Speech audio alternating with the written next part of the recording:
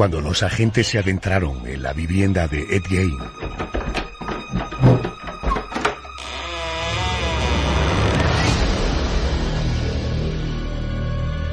quedaron horrorizados con el espeluznante espectáculo que encontraron.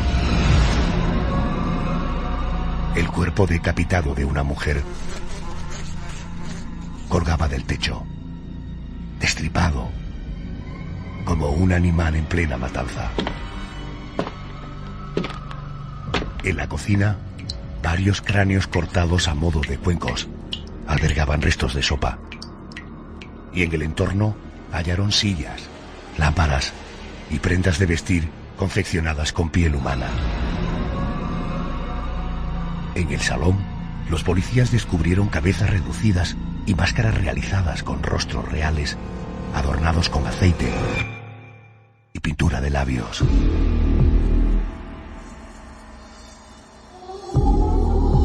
Ed Gein, apodado desde entonces como el carnicero de Plainfield y dueño de la granja popularmente conocida hoy como la Mansión del Horror, secuestró, asesinó y profanó cuerpos de mujeres para vestirse con la piel que les arrancaba. Era su particular manera de cambiar de sexo por unos momentos.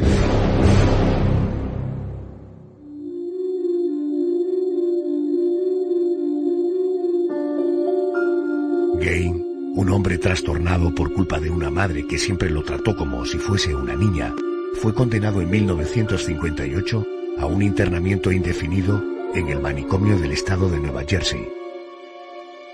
Falleció ya anciano en 1984 en un hospital geriátrico. Su historia sirvió de inspiración para libros que luego se convirtieron en películas como Psicosis, La Matanza de Texas o El Silencio de los Corderos. ¿Qué tal, Clarice? ¿Y han dejado de chillar los corderos?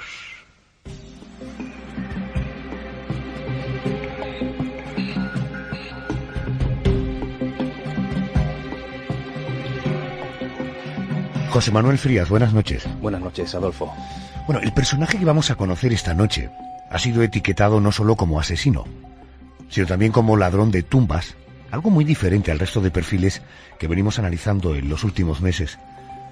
Nos referimos al norteamericano Edward Gein, aparentemente un humilde granjero, pero a la vez un hombre que ocultaba una sádica tendencia. José Manuel, esta psicopatía de Edward, ese trastorno mental que ahora vamos a conocer, se puede afirmar claramente en su caso que tenía raíces en su infancia, ¿no? Sí, en este caso la relación es rotunda. Ahora verás por qué. Edward Gein nació en la ciudad de La Crosse, en el estado norteamericano de Wisconsin, el 27 de agosto de 1906. A pesar de que hablamos de una zona y de una época en la que las familias solían llevar una vida marcada dentro de ciertos cánones, como podía ser la educación, una vida tranquila, la familia de Edward era el garbanzo negro. Su padre, George, era un hombre violento, una persona que al beber alcohol se transformaba en una bestia y que pagaba su furia golpeando a su esposa y a sus propios hijos. O sea, las peleas, las palizas fueron algo habitual en la infancia de Gein. No podemos olvidar que este hombre, George, a su vez quedó huérfano siendo un niño y que sus abuelos lo trataron con bastante crueldad. Y por su lado, la madre de Edward, Augusta, era una mujer excesivamente severa, tenía unas ideas religiosas bastante extremas. Después de nacer el primer hijo, Henry, Augusta volvió a quedar embarazada, pero deseaba que en esta ocasión viniera al mundo una niña. Pero nació Edward. O sea, nada más nacer, el chiquillo no fue bien recibido. Pero ese desprecio hacia Edward del que habla se mantuvo en el tiempo. Sí, incluso se vio incrementado cuando el niño tuvo 6 o 7 años, mientras que Henry tuvo una vida relativamente normal. A Edward su madre lo trataba e incluso lo vestía como si fuese una niña. Es más, los ideales luteranos de Augusta, unidos al hecho de tener como marido a un hombre fracasado laboralmente y que cambiaba constantemente de empleo y que le pegaba, le hizo sentir repulsión hacia los hombres. De ahí que quisiera ver en Edward a esa niña que siempre quiso y que nunca tuvo, pero esto no significaba que diera amor y cariño a sus hijos. Era más bien lo contrario. En casa solía imponer una disciplina bastante dura, de la cual el niño pequeño fue la principal víctima. 1913. La familia se trasladó a la ciudad de Plainfield, en el estado de Nueva Jersey, donde regentaron una tienda de productos cárnicos, con carne de animales criados en su propia granja. Creo, José Manuel, que al pequeño Edward le gustaba espiar a sus padres cuando realizaban la matanza de ganado, ¿no? Sí, era una especie de obsesión, yo creo que propiciada por su mente ya de por sí desquiciada. El caso es que mientras sus padres mutilaban a aquellos animales, mientras que el hombre sujetaba, por ejemplo, al cerdo, y su madre le daba ese tajo en el cuello que lo haría desangrar, el pequeño Gain observaba a través del ojo de la cerradura, escuchando a la vez los gritos desgarradores del animal. Años después reconoció que esa visión le producía náuseas, pero que a pesar de que le repugnaba, le era imposible apartar los ojos de ella. Y a esto hay que sumar que por aquel entonces, a pesar de su corta edad, Edward se habituó a leer cómics de terror y libros relacionados con torturas nazis. O sea, su mente se iba llenando así de ingredientes que irían minando su razón. Sí, se iba estructurando una mente que luego ya veremos cómo se desarrolló. Por cierto, siendo niño, ¿él no tuvo amiguitos? No, pero no los tuvo por culpa del control férreo de su madre, esa repugnancia que ella sentía hacia el género masculino, hacia los hombres, incluido su propio marido, la empujaba a obligar a su hijo, sobre todo a su hijo pequeño, a no tener relación con nadie del sexo masculino, ni siquiera un amigo en su infancia. Según la mujer, cualquier presencia masculina podía empujarlo a la perdición. Por eso, a pesar de que Edward fue a la escuela, siempre estuvo cohibido, nunca pudo refugiarse en un buen amigo, y creo que eso lo convirtió en ese niño tímido, retraído y bastante asustadizo.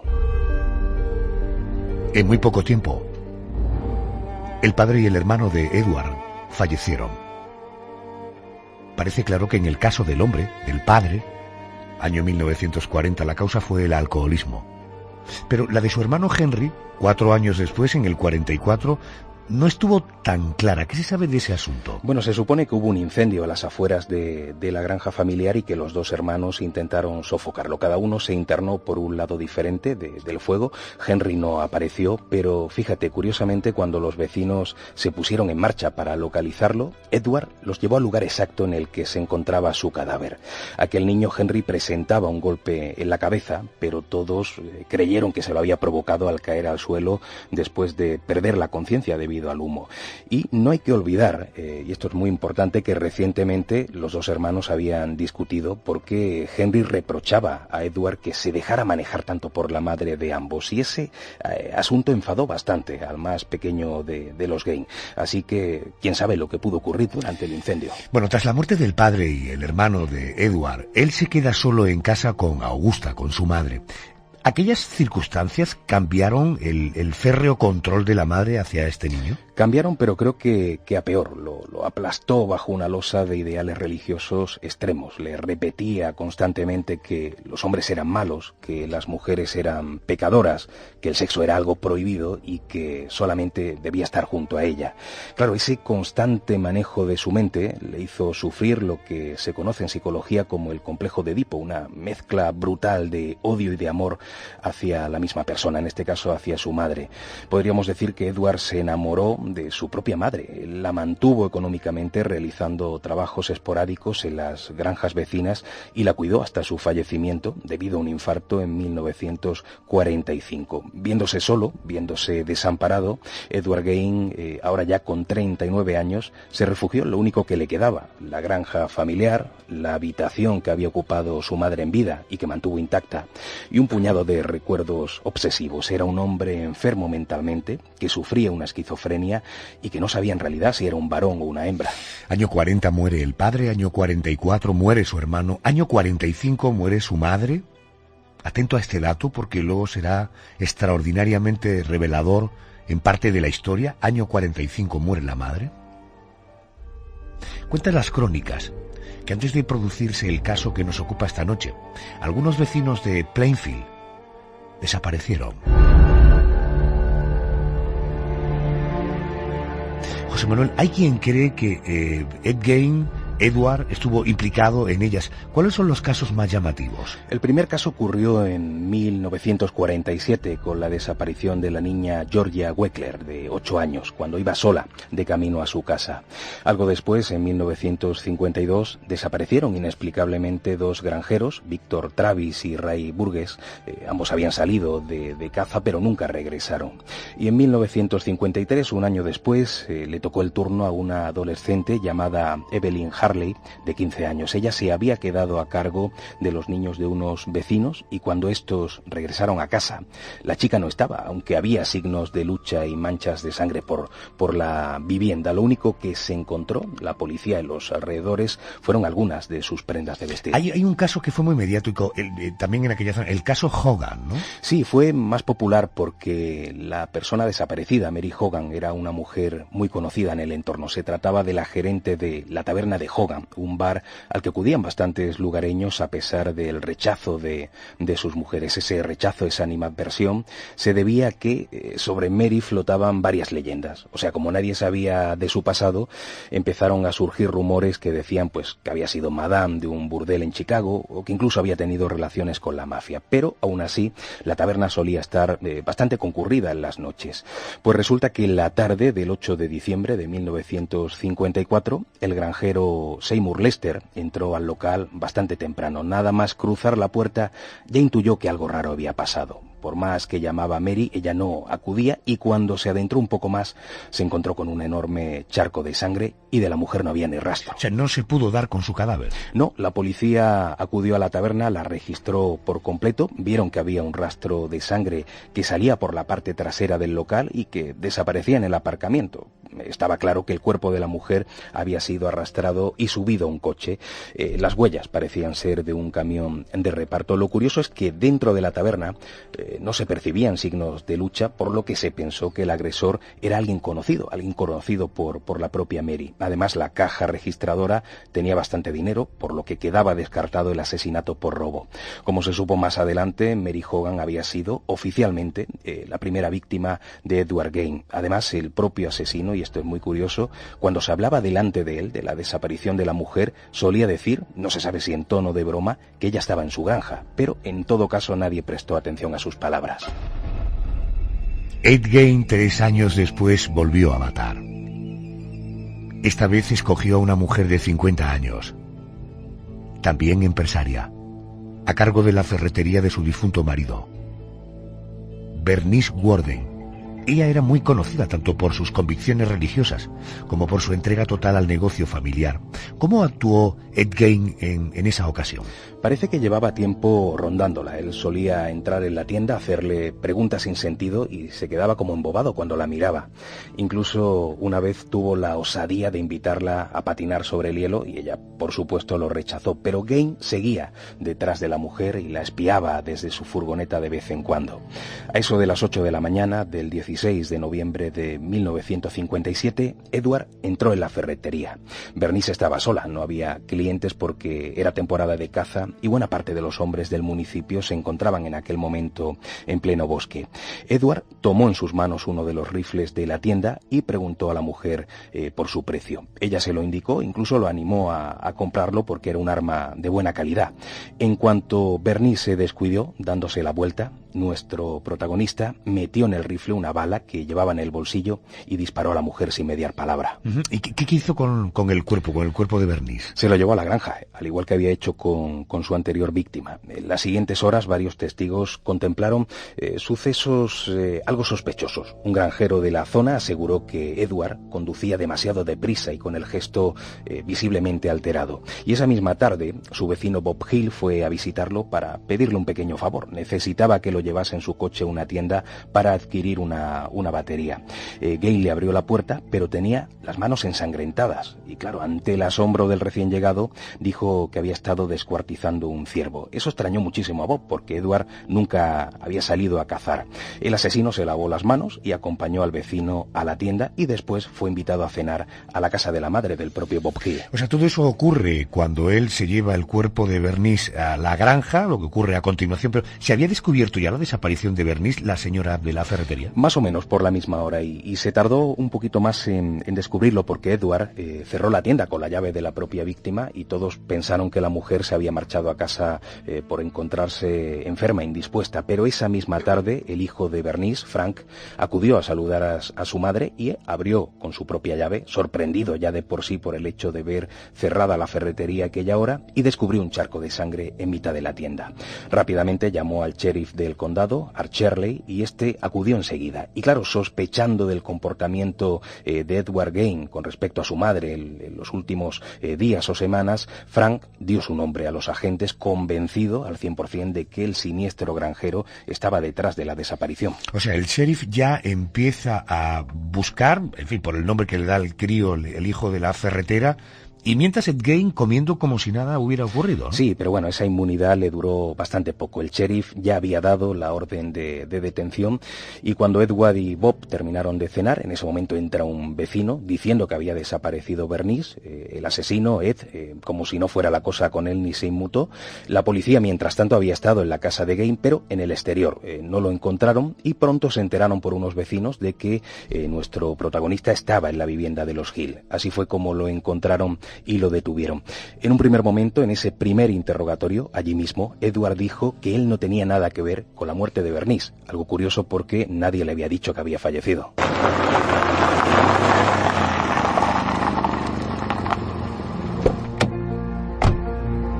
Tras el arresto de Ed Gein, los agentes entraron en su granja. Lo que encontraron allí les llevó a nombrar el lugar en las crónicas como la mansión de los horrores, y al asesino como el carnicero de Plainfield.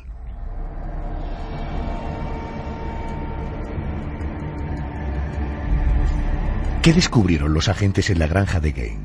Bueno, la casa estaba completamente a oscuras, así que entraron en ella con linternas, y lo primero que encontraron fue el cuerpo sin cabeza de una mujer colgando del techo, atada por medio de cuerdas y poleas como si fuera una pieza de ganado en época de matanza.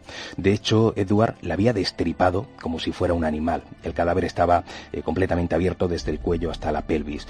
Los agentes, como es normal, se espantaron ante una escena tan dantesca, pero el espectáculo no había hecho más que empezar. La mansión de los horrores. ¿Qué más cosas encontraron? Pues mira, el interior de la granja estaba plagado de basura, de excrementos, de suciedad y curiosamente de revistas que hablaban de operaciones de cambio de sexo, y también algún que otro libro de anatomía. Pero pasemos a la parte importante. En la cocina hallaron varios cráneos, algunos tal cual, pero otros habían sido cortados simétricamente por la mitad y aparentaban servir como cuencos para comer. Para colmo, los agentes se dieron cuenta de que algunas sillas y algunas lámparas, incluso algunas prendas de vestir, estaban realizadas con piel humana. También en algunas cajas se encontraron restos humanos separados por partes del cuerpo. Supongo, José Manuel, que afirmo, ¿no?, que una experiencia así, una visión así, por mucho que los agentes se hubieran enfrentado a otros crímenes, debió ser una experiencia radical, extrema, ¿no? Pues sí, de hecho lo fue. Algunos agentes tuvieron que abandonar la casa entre arcadas. La visión de aquello, el olor a muerte que desprendía el interior de la granja eran brutales. Aquel era, podríamos decir, el matadero de un enfermo mental. Y tuvieron suerte de hacerlo a tiempo, de salirse de la casa, aquellos agentes un poquito más delicados, porque en otra sala aparecieron colgadas en las paredes diversas máscaras que estaban realizadas con la piel del rostro de sus víctimas y cabezas reducidas al estilo jíbaro. Edward había sido tan meticuloso que las había untado con aceite para darles un mejor aspecto e incluso les había pintado los labios con carmín. Después se supo que una de esas cabezas enanas era la de Mary Hogan y que las vísceras que encontraron en una bolsa, vísceras todavía frescas, pertenecían a la recientemente desaparecida Bernice Warden. Su cabeza la encontraron algo después entre sacos de basura, y aún quedaba por descubrir la puerta de la habitación de Augusta Gein, la madre de Edward. Pero bueno, decíamos, año 1945, la madre de Gein había fallecido. Estaba enterrada en el cementerio del pueblo, ¿no? Sí, bueno, eso creía todo el mundo. De hecho, fue enterrada. Pero fíjate qué curioso, cuando los agentes arrancaron los tablones de la puerta que les separaba de aquella habitación, además de descubrir que todo estaba adornado como en vida de Augusta, como si el tiempo no hubiera pasado, encontraron también a la propia muerta, casi momificada, en la cama y cuidadosamente tapada hasta el cuello. Edward Gain la había sacado de la tumba en la que descansaba y la había trasladado a la granja. Incluso coqueteó con la idea de devolverle la vida usando vísceras de otras mujeres, pero como es obvio, el experimento no le dio resultado. Por lo que cuentas, en aquella granja había más cadáveres de otras personas que en teoría no había matado Ed Gein, ¿no? ¿Por qué? Pues sí, ese asunto se resolvió muy poco después. Los restos que encontraron en esa vivienda los agentes fueron metidos en sacos y trasladados a la funeraria, donde serían estudiados por los forenses. La intención, obviamente, era identificar a aquellas víctimas. Aunque esa noche Edward se mantuvo en silencio total durante el interrogatorio, a la mañana siguiente lo confesó todo. Dijo que el resto de cuerpos, esparcidos por la casa, eran de muertos profanados del cementerio. Al parecer llevaba años acudiendo en mitad de la noche a la necrópolis para sacar cadáveres que después escondía en la granja. Eso sí, aunque la prensa se hizo eco de la posibilidad de canibalismo y de necrofilia, Edward juró que jamás había comido trozos de un cadáver ni había tenido sexo con aquellos cuerpos, entre otras cosas, según decía, porque olían muy mal. Hasta que finalizó el estudio forense, Ed Gein fue custodiado en la prisión del estado de Wautoma, donde fue sometido a un detector de mentiras y estudiado por diversos especialistas. ¿Cuáles fueron los resultados de los análisis? Los psiquiatras que lo estudiaron llegaron a la conclusión de que el asesino era un tipo bastante inteligente, con grandes conocimientos de anatomía, pero que estaba totalmente trastornado a nivel emocional, posiblemente como un remanente del trato que recibió por parte de su madre cuando era un niño. Esa situación mental le llevó a matar a mujeres o a extraer sus cuerpos del cementerio para confeccionar con ellos, con su piel, prendas de vestir. O sea, al ponérselos se sentía como la chica que su madre siempre quiso que fuera. Era su particular y esporádico cambio de sexo. La obsesión de Edward era tal, fíjate, que ya de preso, ya en la cárcel, decía que le venía a veces el olor a carne humana en descomposición. Acabamos de hablar del resultado de los estudios psiquiátricos de Ed Gein, pero lo que no se hizo por aquel entonces fue realizar un estudio psicomorfológico de nuestro protagonista. Analizando los rasgos faciales de una persona, se pueden conocer innumerables pistas sobre su forma de ser y sobre su carácter. En todo caso, hablemos con una experta. Esther Mellado es psicóloga, profesora y directora del Instituto Psicograph. Doctora Mellado, muy buenas noches y bienvenida a la COPE. Buenas noches. Oiga, la primera duda, ¿qué información puede extraerse de un estudio psicomorfológico? Bueno, la psicomorfología es una técnica psicológica a través de la que nosotros identificamos rasgos de personalidad, tendencias a actuar en una determinada dirección del individuo, componentes de su temperamento, a través de la relación entre las estructuras y dinámicas físicas de nuestro rostro, de la cara, y esas correspondencias psicológicas. Entenderá usted que, en fin, la pregunta no pretende ser grosera en absoluto y seguro que lo entiende. ¿Es fiable? Quiero decir, ¿esto es científico? A ver, no es en absoluto grosera la pregunta y además los que nos dedicamos a la psicología y específicamente en la psicomorfología estamos acostumbrados, ¿no?, a este tipo de preguntas, porque el problema es que en muchas ocasiones nuestra actividad profesional se relaciona con otro tipo de actividades que nada tiene que ver. Nosotros lo que estudiamos es las relaciones entre lo físico y lo psicológico, y eso es realmente en psicología muy antiguo, ¿no? Uh-huh. Pero a las conclusiones la biopsicología. ¿Qué se llega? ¿Por estadística? Exactamente. A partir de aquí se marcan, hay toda una historia que os invito a los oyentes que puedan descubrir la historia de la psicomorfología o de la antigua morfopsicología, en la que se relacionan dos leyes biológicas de expansión y retracción con las corrientes psicológicas que marcan los principios del siglo XX, ¿no? A partir de aquí se marcan dos líneas de temperamento y un psiquiatra, Louis Corman, empieza a observar las dilataciones y las retracciones que se producen en nuestro rostro, es decir, las zonas y los elementos de nuestra cara que tienden a aumentar de tamaño y otros que tienden a reducir su tamaño, empieza a observar las relaciones de esas características físicas con determinados comportamientos o tendencias de las personas. Doctora, es decir, las tendencias sí. asesinas son perceptibles en el rostro. Bueno, es que aquí hay un problema dijéramos, de la información que llega, ¿no?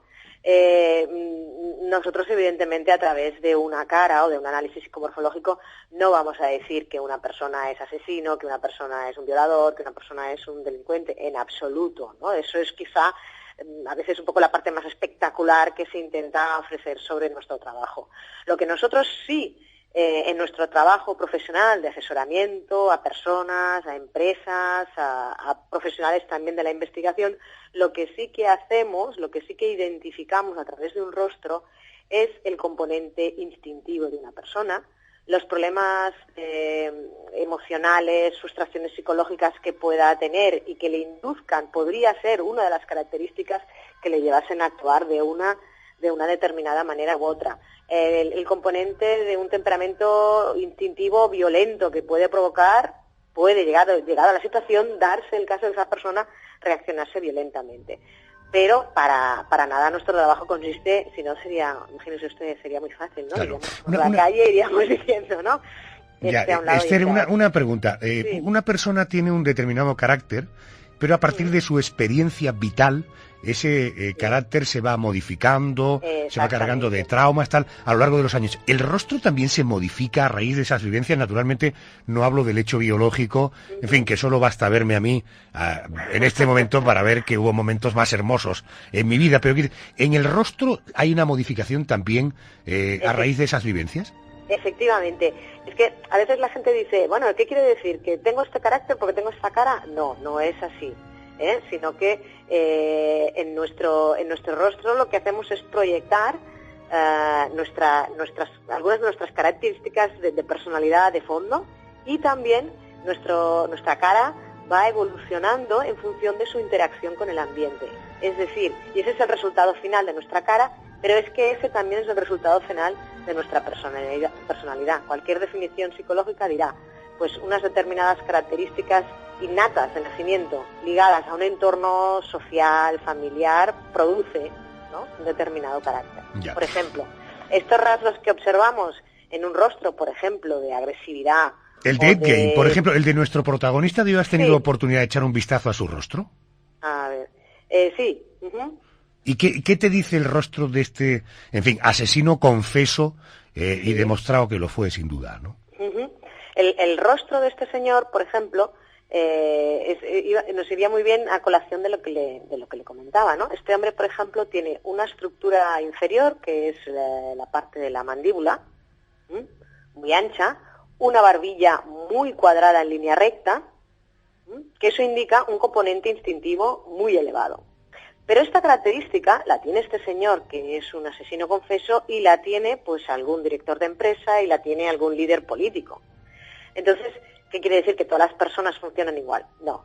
Este componente de agresividad, de instinto, de fuerza, en el caso del personaje que nos ocupa ahora, por otras características, pues de su estructura psicológica, por otras características de su entorno sociocultural o por algún trastorno que tuviera, le llevaron a actuar y cometer acciones de violencia y de sangre. En otras personas, este mismo componente de instinto y de agresividad, como están en un entorno psicológico que es adaptativo, son unas personas que están bien estructuradas, ¿no?, psicológicamente, pues entonces aplican este instinto o esta agresividad pues en ser luchadores, combativos, etcétera. Con lo cual el rostro nos marca unas tendencias. Y que es cierto que en el personaje que tenemos hay una serie de armonías, de asimetrías en su cara, diferencias de tamaño, entre, por ejemplo, pues los pómulos y su nariz, la diferencia entre el lado izquierdo y el lado derecho, que todo esto sí que indican realmente una personalidad muy controvertida. Pero no por eso iba a ser un... Correcto, entendido. Eso ha quedado claro, efectivamente. Vale. Bueno, en todo caso, psicomorfología, por si te apetece bucear un poquito más, seguro que metes en internet y vas a encontrar cosas muy curiosas y entretenidas. Ejercicio que yo pretendo hacer. Doctora Mellado, Esther Mellado, psicóloga, profesora y directora del Instituto Psicograph, gracias por atenderme a estas horas. Un beso, gracias. Gracias y buenas noches.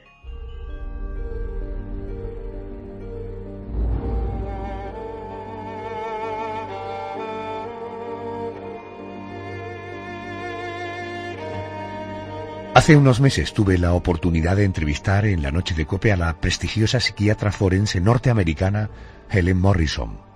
En un momento de la conversación, habló de Ed Gein. Helen dijo lo siguiente. Ed was a patient on a forensic psychiatry unit at a state hospital where happened to be. Ed era paciente en una unidad de psiquiatría forense en un hospital del estado donde había ocurrido todo. Lo vi por primera vez como una especie de demente que no sabe muy bien temas básicos, no sabe responder a preguntas de orientación. Él fue un asesino en serie en mis primeros años como investigadora. No teníamos todavía toda la información que tenemos ahora.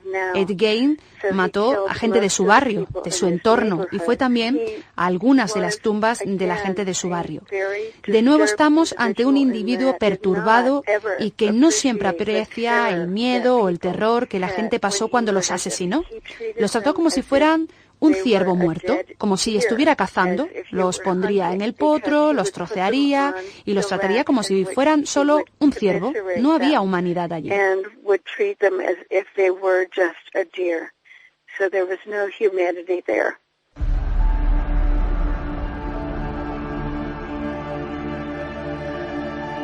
En el año 1974, Ed Gein, ya anciano, solicitó un nuevo estudio psiquiátrico para intentar demostrar que no era un tipo peligroso. Quería quedar en libertad y recorrer el mundo, pero los especialistas determinaron que era un riesgo que pisara la calle, por lo que la petición le fue denegada. El carnicero de Plainfield murió el 26 de julio de 1984 en un hospital geriátrico debido a una insuficiencia respiratoria. Sus restos mortales descansan desde entonces en el cementerio de aquella ciudad, junto a la tumba de Augusta, su madre. Dicen que su historia inspiró al autor Robert Bloch para escribir su libro Psicosis, que Hitchcock llevó al cine, y que también inspiró al escritor Thomas Harris para su novela también convertida en película, El silencio de los corderos. Uno del censo intentó hacerme una encuesta. Me comí su hígado acompañado de habas y un buen Chianti.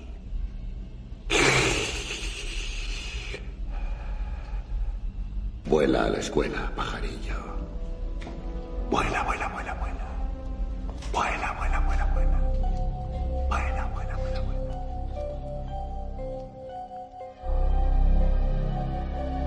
José Manuel Frías, nos encontramos la semana que viene. Buenas noches. Gracias, buenas noches. Cuidado por la calle. Sí.